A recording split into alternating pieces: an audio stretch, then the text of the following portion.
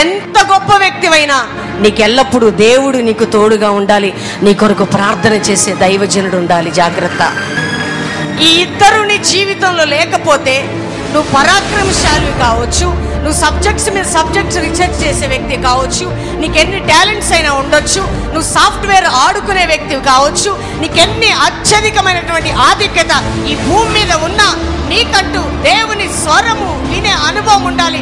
దేవుని సేవకుని యొద్దకు వెళ్ళి గడిపే అనుభవం ఉండాలి. దేవుని బిడ్డ జాగ్రత్త. ఈరోజు దేవుని మాటలు వింటున్నా నువ్వు.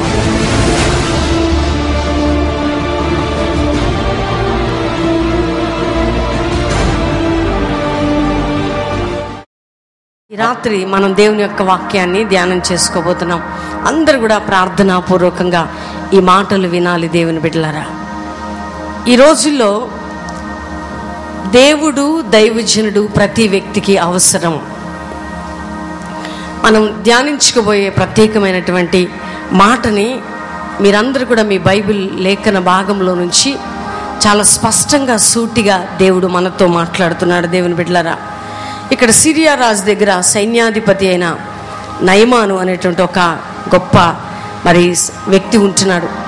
అతడు చాలా అతడు ఆ యొక్క సైన్యానికి అంతటికీ కూడా అధిపతి, అధికారంతో పరిపాలించే వ్యక్తి.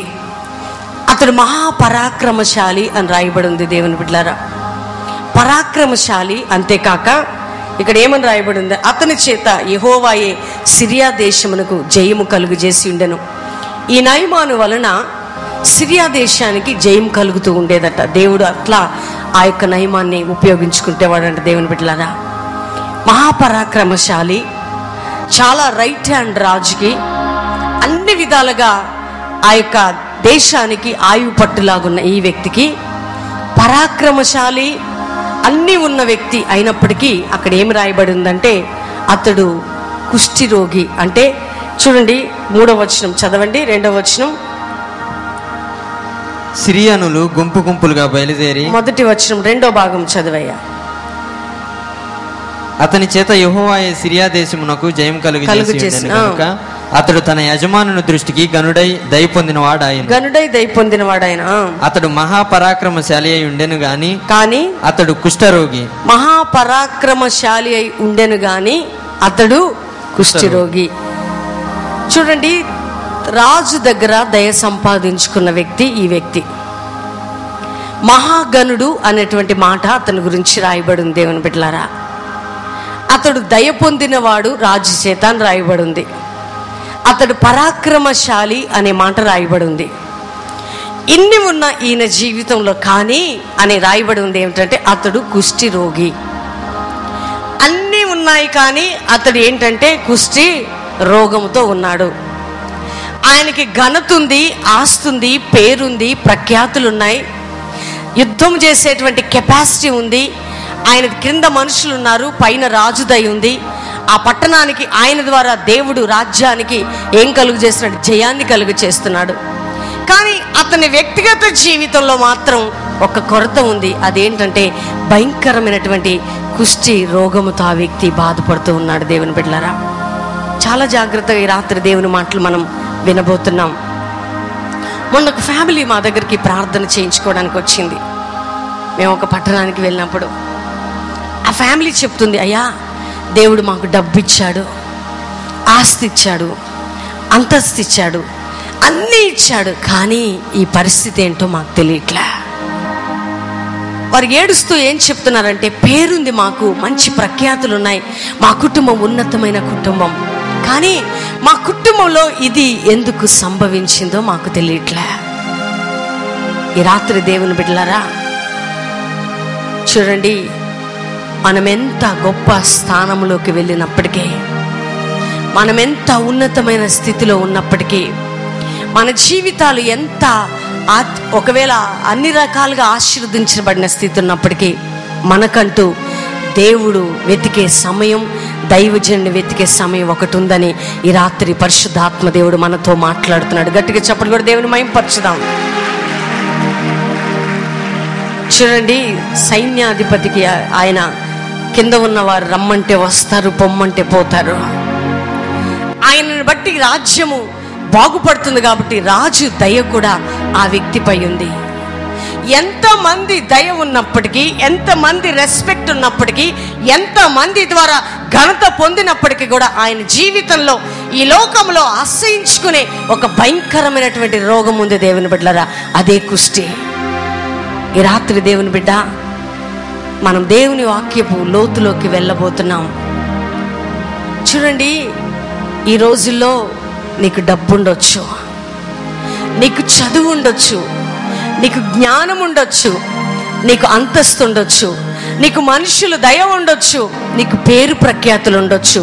కానీ నీకంటూ దేవుణ్ణి వెతికే సమయం, దేవుని సేవకుని యొద్దకు వెళ్ళే సమయం ఒకటి ఉండాలనే ఈ రాత్రి దేవుడి లేఖన భాగంలో నుండి నీతో నాతో సూటిగా మాట్లాడుతున్నాడు దేవుని బిడ్డ.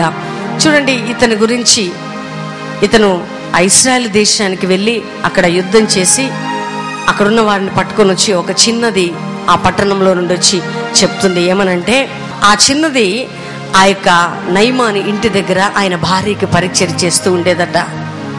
అమ్మా, మన అయ్యగారు చాలా రోగంతో బాధపడుతున్నాడు కదా, అయితే ఒక ప్రవక్త ఉన్నాడు, ఆయన ప్రార్థన చేస్తే అద్భుతాలు జరుగుతాయి, కాబట్టి ఈయన కానీ వెళితే తప్పకుండా ఈ కుష్ఠరోగం నుంచి మన మరి అయ్యగారు యజమానుడు విడుదల పొందుతాడు అనే మాట ఆ చిన్న దాని ద్వారా ఆ యొక్క రాజు దగ్గరికి, ఆ యొక్క సైన్యాధిపతి దగ్గరికి వెళ్ళింది దేవుని బిడ్డలారా. చూడండి, రాత్రి ఆ చిన్నది ఒక చెరపట్టబడి వచ్చినటువంటి వ్యక్తి. ఈ వ్యక్తికి ఘనత ఉన్నా, మహిమ ఉన్నా, రాజుదై ఉన్నా, అన్నీ ఉన్నా దేవుని యొక్క అత్యధికమైనటువంటి దయ, కృప లేదు దేవుని బిడ్డలారా. ఈయనకి దేవుడు దైవజన్ని పరిచయం చేయటానికి ఈ చిన్నది వచ్చి మాట్లాడుతుంది. అమ్మా, దయచేసి నా మాట వినండి, మీరు కానీ ఆ దైవజనుని యొద్దకు మాత్రం ఈ యొక్క అయ్యగారిని తీసుకుని వెళ్తే తప్పకుండా స్వస్థత జరుగుతుంది. ఈ రోజుల్లో దేవుని బిడ్డలారా, ఈ భయంకరమైన కంప్యూటర్ యుగంలో, ఈ సాఫ్ట్వేర్ ప్రపంచం వచ్చేసి ప్రజలు మోడర్న్ టెక్నాలజీకి అలవాటు పడిపోయి బిజీ షెడ్యూల్స్లోకి వెళ్ళిపోయి ఉద్యోగాలని, వ్యాపారాలని అన్నిటి మీద ఆధారపడి దేవుని సన్నిధిని, దైవజనుని ప్రక్కకు పెట్టి భయంకరమైనటువంటి పోరాటంలోకి వెళ్తున్న దినాలు ఈ దినాలు దేవుని బిడ్డలారా. నువ్వు ఏ స్టేజ్లో ఉన్నా, నువ్వెంత గొప్ప వ్యక్తివైనా, నీకంటూ దేవుడు కావాలి, దైవజనుడు కావాలని ఈ రాత్రి పరిశుద్ధాత్మ దేవుడు నిన్ను హెచ్చరిస్తున్నాడు.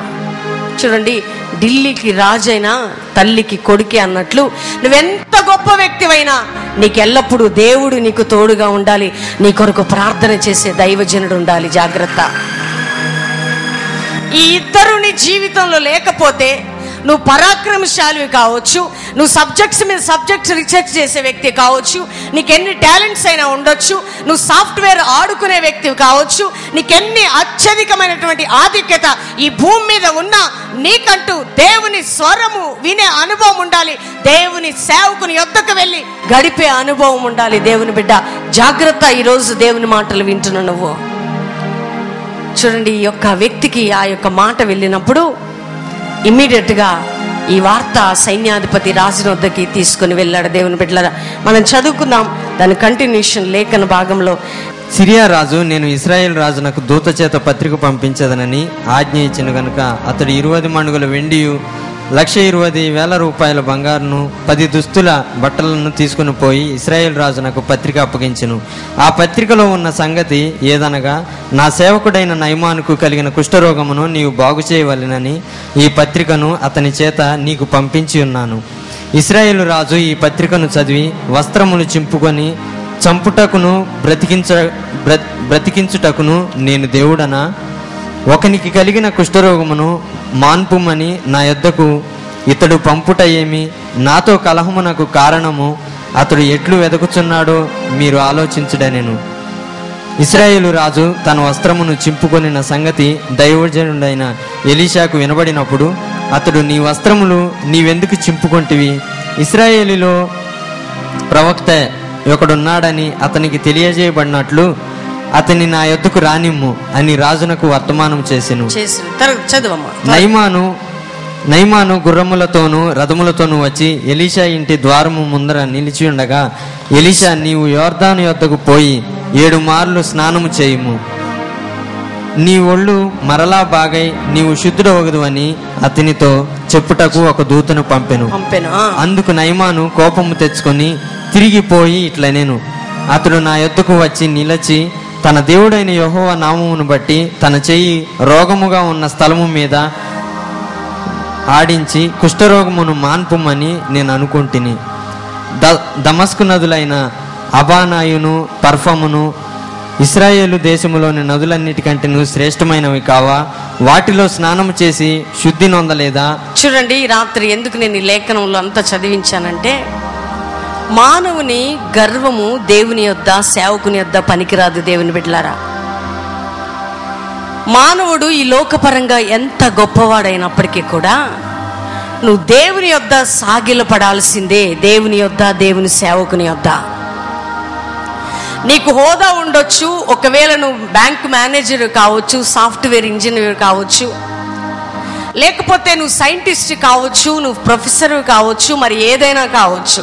ఈ వ్యక్తి యొక్క నయమానికి ఈ కుష్ఠరోగం గురించి రాజు, ఇశ్రాయేల్ రాజుని వద్దకి లెటర్ పంపుతాడు. నేనేం బాగు చేస్తా, నేను దేవుడు నేను ఇశ్రాయేల్ రాజు ఆ యొక్క వస్త్రము చింపుకొని ఏడుస్తుంటే ఎలీషా ప్రవక్త అంటున్నాడు అనమాట, ఆ నయమానుని నా దగ్గరికి పంపించు, సర్వశక్తి కలిగిన యెహోవా అతనిని బాగు చేయబోతున్నాడని.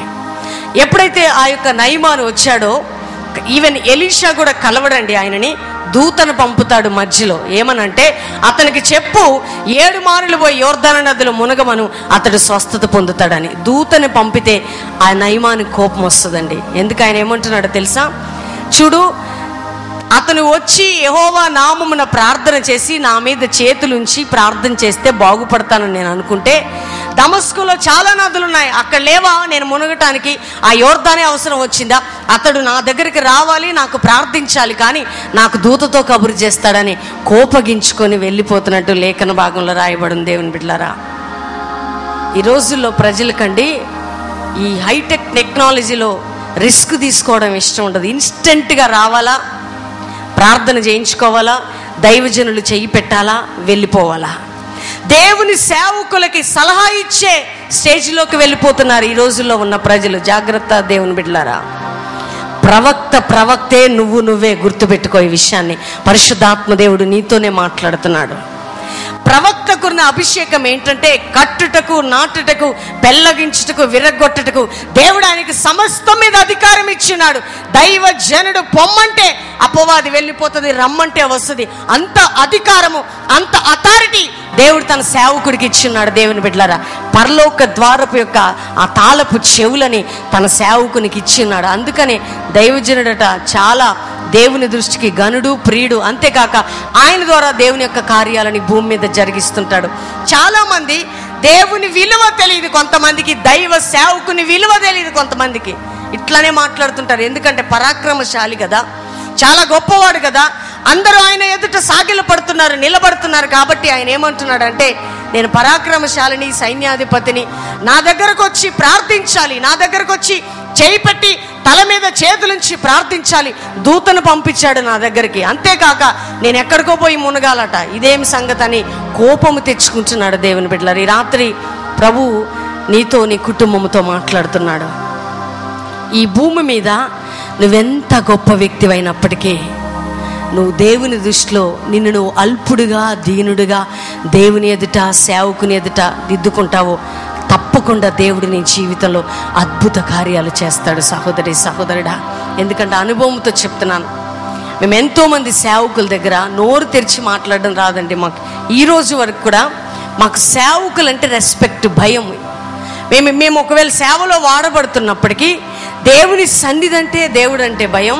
రెండవదిగా దైవజనులు అనే మాట, ఎవరైనా దైవ సేవకులు వారు చిన్నవారే కావచ్చు, పెద్దవారే కావచ్చు, వారి ఎదుట మేము గడగడలాడతాము. ఎందుకంటే వారు మామూలు వ్యక్తులు కాదండి, దేవుని చేత అభిషేకించబడిన వారు. దేవుని బిడ్డలారా, ఎందుకో ఈరోజు ప్రభువు నీతో మాట్లాడుతున్నాడు. దైవ సేవకులను విమర్శించే అనుభవంలో ఉన్నావా? దేవుని సేవకులని నీ సంఘాల మీద తిరగబడే అనుభవంలో ఉన్నావా? లేకపోతే నీ సంఘంలో కొంచెం నీకు డబ్బు ఉండొచ్చు, హోదా ఉండొచ్చు, అంతస్తు ఉండొచ్చు. నీ ఇంటికి వచ్చి దైవజనుడు ప్రార్థించాలనే మైండ్తో ఉన్నావా? అది నీకు మంచిది కాదు.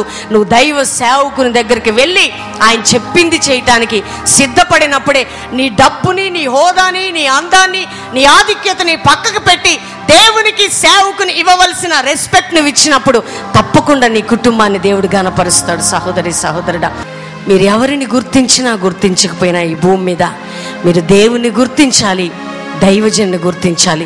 ఈ ఇద్దరు కానీ మీకుంటే మీ జీవితంలో పాపం అనే కుష్టి ఉండొచ్చు, శాపం అనే కుష్టి ఉండొచ్చు, దీర్ఘకాల రోగాలు ఉండొచ్చు, వ్యాధులు ఉండొచ్చు, సమస్యలు ఉండొచ్చు, బంధకాలు ఉండొచ్చు.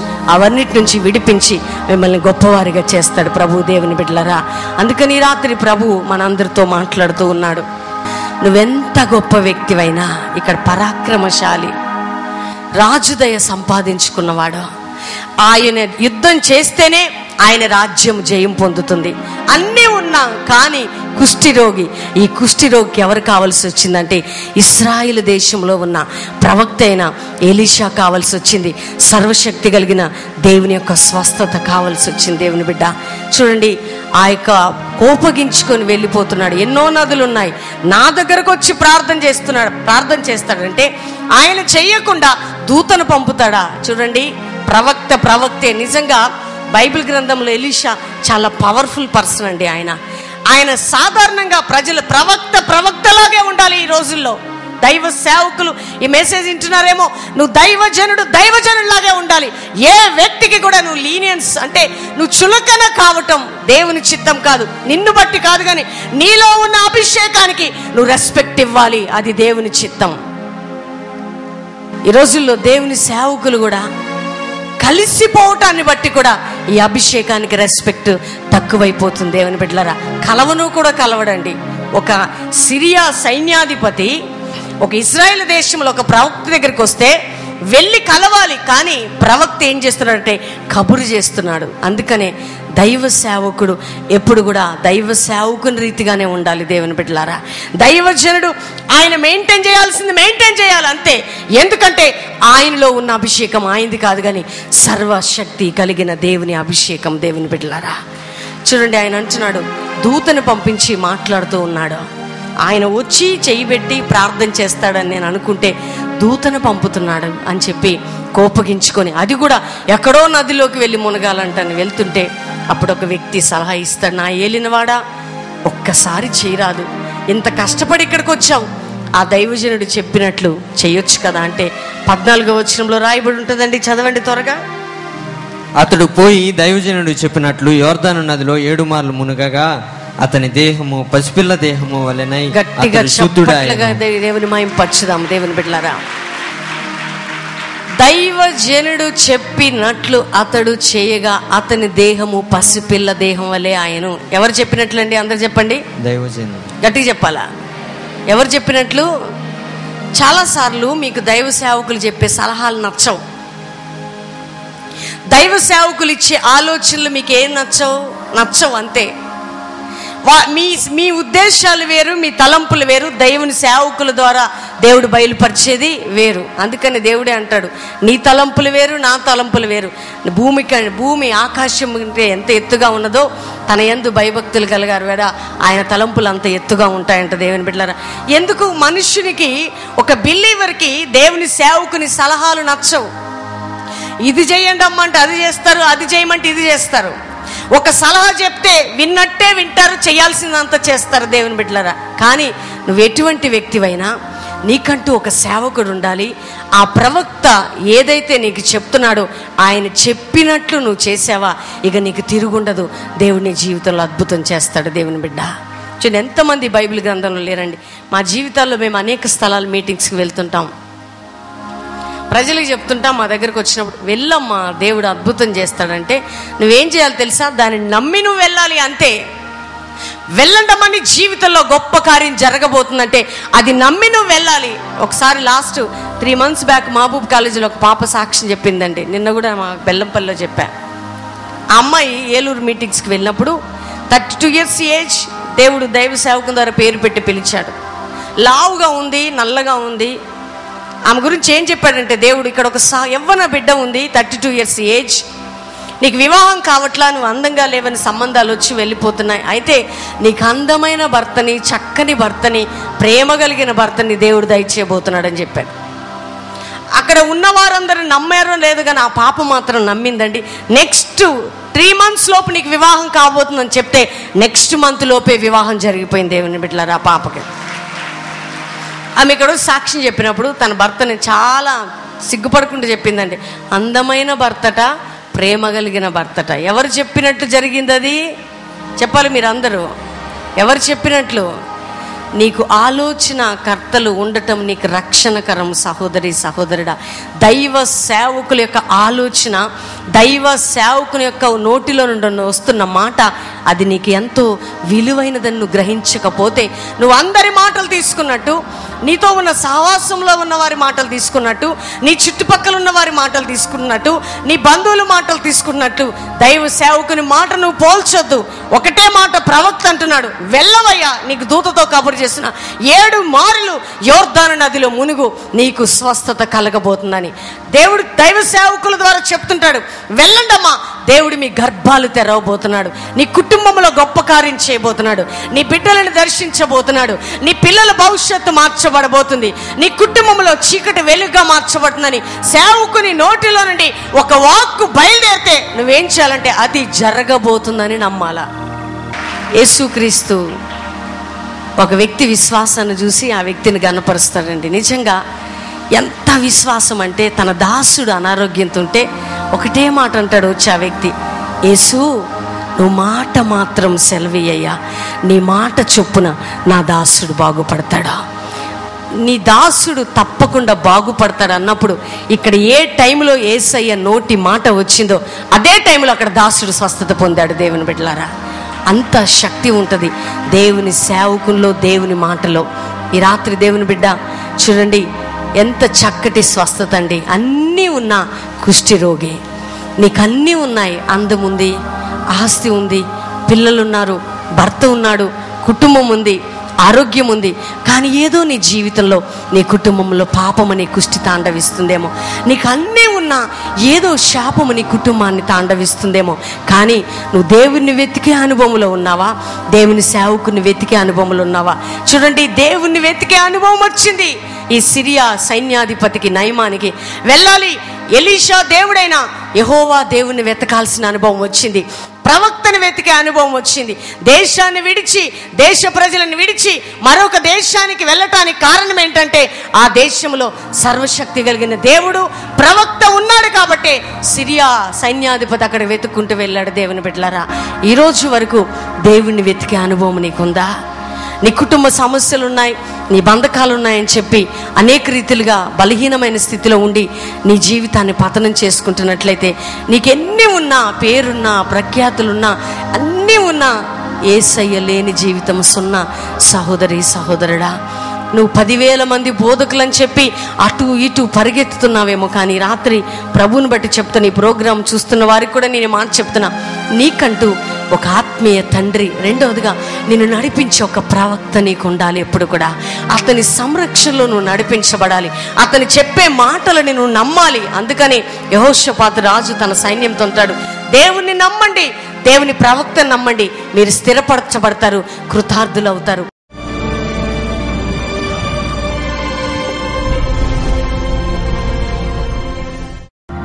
Thank you holy spirit. పరిశుద్ధాత్మ కదులు నాయన, ఇక మహిమతో కదులు, అభిషేకము కుమ్మరించుతున్నావు ప్రభా, కొరతలేని ఆత్మని ఇక్కడ కుమ్మరించుతున్నావు యేసయ్య.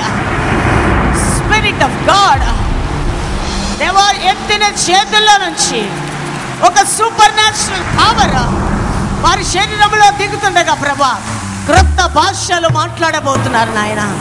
నీ ఆత్మ వారిలో దిగుతుండగా ఈ రాత్రి నుంచే వారి శరీరాల్లో నీ యొక్క అగ్ని ప్రభావము దిగుతుండగా వారి నూతన బలము పొందుతున్నారు ఈ రాత్రి. ఓ స్పిరిట్ ఆఫ్ గాడ్, పరిశుద్ధాత్ముడా, spirit of God, spirit of God,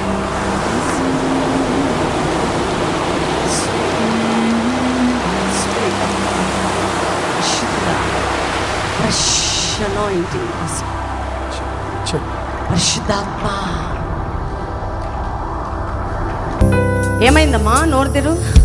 మెడ పట్టుకుపోయింది, చేతులు అస్సలు రావట్లేదు, నొప్పి వచ్చేస్తుంది. వైట్ హ్యాండ్ ఉందా? ప్రేయర్ ఖర్చు. ఇప్పుడే బాడీ ఫ్రీ. టచ్.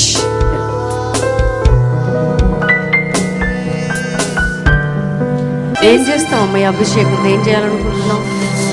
నా జీవితాన్ని దేవుడికి ఇవ్వాలనుకుంటున్నాను. గట్టిగా చప్పట్లు వచ్చి దేవుని మాయంపరుచుతాను. బాడీ ఫ్రీగా స్టిఫ్ గా అయిపోయింది. బాడీ నుంచి తల వరకు స్టిఫ్ గా అయిపోయింది. ఏం పేరు నీ పేరు? గౌతమ్. హోలీ స్పిరిట్ గాడ్ ఇప్పుడే నీ సన్నిధి బిడ్డను తాకాలి. కాళ్ళల్లో నుంచి, మోకాళ్ళు, కడుపులో, ఛాతిలో నుంచి బాడీ ఫ్రీ అయిపో. ఈ చేతులు చూడండి ఎట్లున్నాయో. మీరు ఎవరైనా ముట్టుకొని ఒకవేళ చెక్ చేయొచ్చు. ఫ్రిడ్జ్ లో పెట్టిన బాటిల్ ఉంటుంది చూసారా, కూల్ బాటిల్, అట్లా అయిపోయింది ఈ చేతులు. పరిశుద్ధాత్మ దేవుడు మానవుని తాకినప్పుడు మానవుని శరీరం తట్టుకోలేదు దేవుని బిడ్డలారా. అది సూపర్ న్యాచురల్ అనాయింటింగ్ లో ఉన్న శక్తి. గట్టిగా చెప్పడం కూడా దేవుని మహిమపరచుదాం. ఫ్రీ అయిపోవాలి. కళ్ళు క్లోజ్ అయిపోయాయి, బాడీ మొత్తం దేవుని శక్తితో నింపబడింది. ఫ్రీ అయిపోవాలి జీసస్ ని. ఆమె తెరుగు ఇళ్ళలో ఫ్రీ అయిపోవాలి. Amen amen amen. నిలబడి. I was just floating in air. దేవుని ఇలా పట్టుకున్నాను. నేను స్టేజ్ మీద నాకు తెలియదు. నేను ఎయిర్లోనే ఇలా ఉన్నాను. నేను టోటల్గా ఇంతసేపు మొత్తం ఐ ఫీలింగ్ ఫ్రీ. ఫ్రీ అయిపోవునుగా జీసస్ ని. నీ అనాయింటింగ్ బాడీలో టచ్.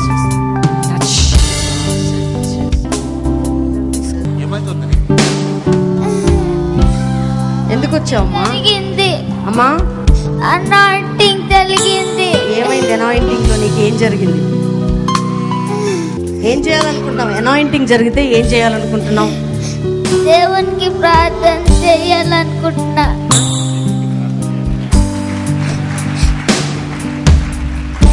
ఎవరు కావాలి నీకు? యేసయ్యా. ఎవరు కావాలా? యేసయ్యా. గట్టిగా చెప్పడం దేవుని మహిమపరచుదాం. పరిశుద్ధాత్మ ఈ బిడ్డ గొప్పవాడు కావాలి నాయన.